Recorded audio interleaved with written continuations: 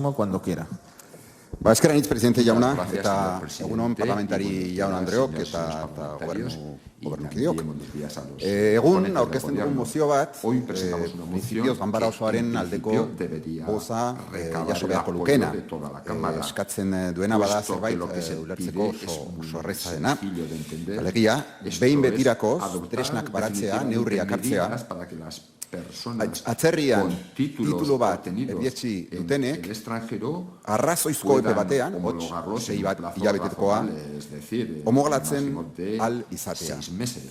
Bueno, pedir en efecto que el proceso de homologación de títulos obtenidos en el extranjero tenga lugar en ese plazo de 6 meses, que no se convierta en un martirio, que tenga lugar de forma ágil, no es una insensatez, no es un imposible. ¿Por qué? Pues de entrada porque en otros países de nuestro entorno el plazo es notablemente más breve. En Francia es de 3-4 meses, en Italia es de 3 meses, en Alemania es de 3-4 meses, en Portugal es entre 1 y 3 meses. De hecho, y como les voy a relatar, el propio Gobierno de España se comprometió en su momento a responder a las solicitudes de homologación en ese plazo de 6 meses. En la exposición de motivos pueden encontrar una somera y rapidísima y, por tanto, incompleta exposición del estado de la cuestión. España ha recibido a millones de personas provenientes del extranjero, esto lo saben todos ustedes. Por desgracia, los datos estadísticos que tenemos acerca de esta población extranjera son bastante limitados.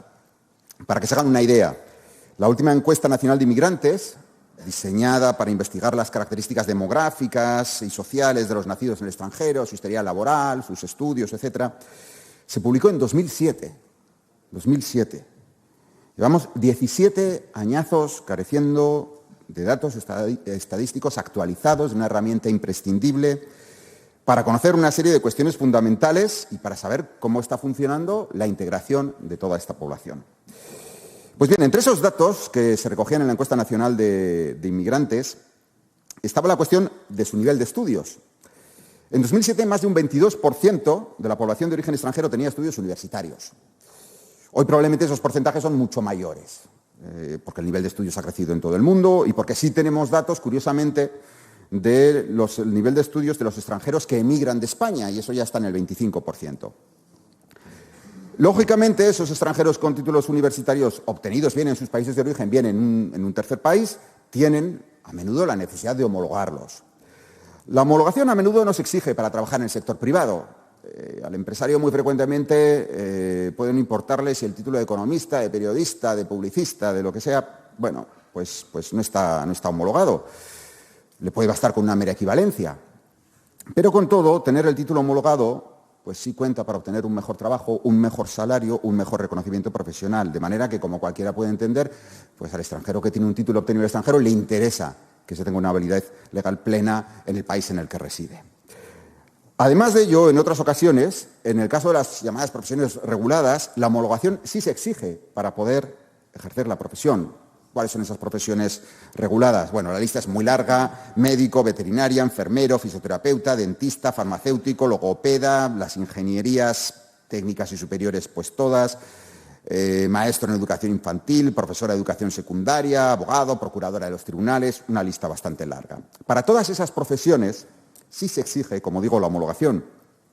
Además, la homologación suele exigirse en las convocatorias de empleo público y en las becas oficiales. Y, por lo tanto, obtenerla pues, es de cajón, es algo que interesa a cualquier persona que quiera acceder al trabajo en el sector público.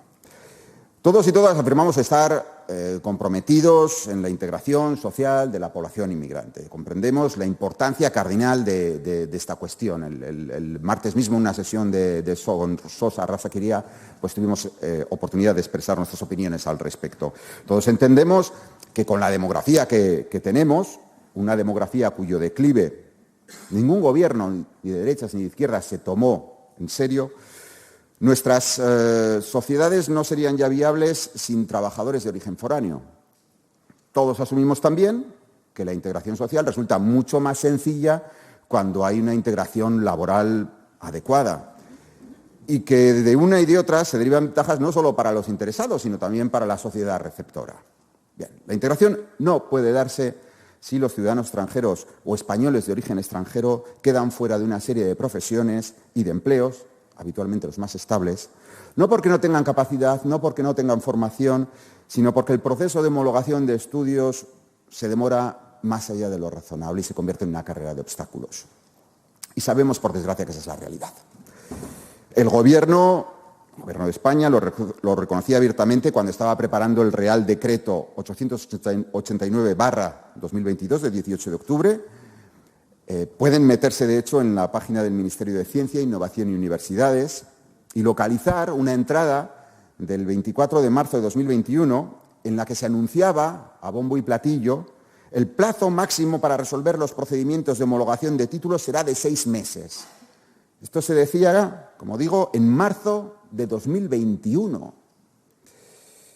Por desgracia, se trataba de una promesa falsa. Yo no sé si era una fake news, ahora que se está hablando de las fake news, de la extrema derecha, de la derecha extrema, no sé si era una fake news, pero por lo menos me reconocerán que era desinformación. Porque uno que se metía en esa página podía considerar que efectivamente eso iba a tener lugar no en un futuro muy largo, no dentro de 10 años, sino en un plazo razonablemente corto. Y no ha sido así. Una cosa es predicar y, como bien sabe nuestro compañero, otra es dar trigo. Y así el plazo de resolución no está siendo de 6 meses, ni de 7, ni de 8, ni de 1 año, ni de año y medio. Continúa habiendo ciudadanos extranjeros. Irónicamente, algunos han conseguido ya convertirse en ciudadanos españoles, a los que llevan 3 años esperando a que se resuelva la homologación de sus títulos.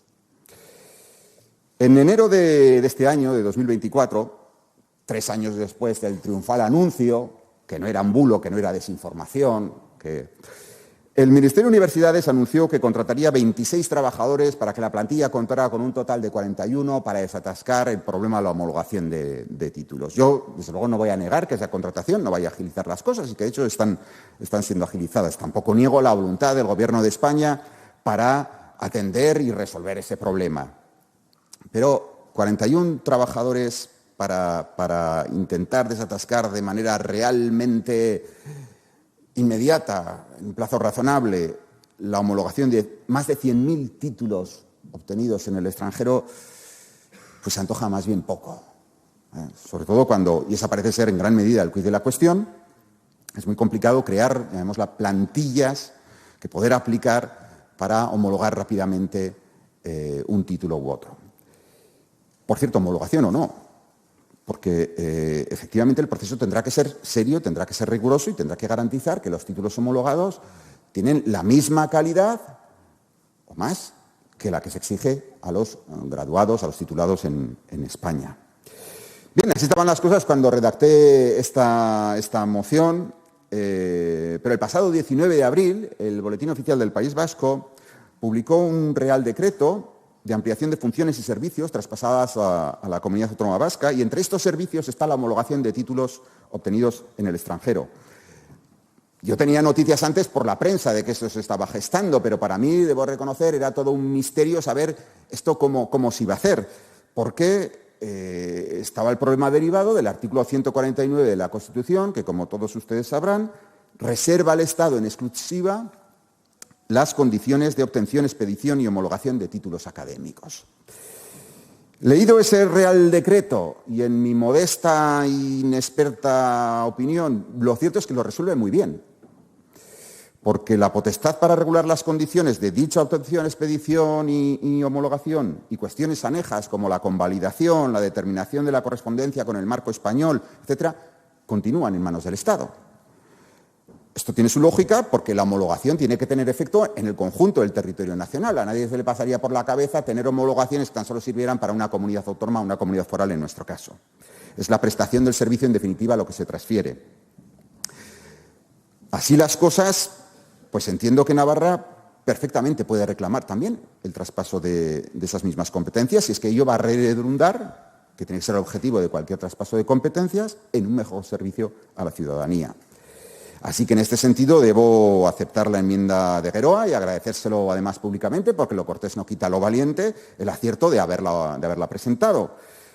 Tal vez igual la señora Solana pues tenía un conocimiento de cómo se iba a resolver este problema del artículo 149 y yo pues no lo sabía, pero en cualquier caso pues bienvenida. Es cierto, y tampoco lo debemos ignorar, que la gestión concreta de la competencia dista mucho de ser sencilla.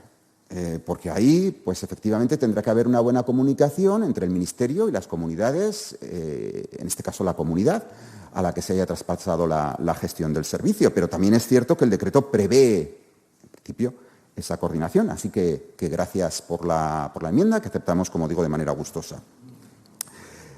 Anuncio también retirado, y esto también se lo debo agradecer a la señora Solana, y nos vamos a hacer amigos de tanto agradecimiento, el hecho de que me haya advertido la existencia de un segundo punto en la moción. Lo cierto es que cuando yo la redacté era uno, estuvimos pensando si eso tenía que ser más adecuado en comisión o en pleno. Finalmente decimos en pleno, pero se quedó el segundo punto que derivaba esta moción para la Comisión de Educación, cuando de hecho habría sido más oportuno hacerlo en la Comisión de Universidades. Así que nada más y muchas gracias.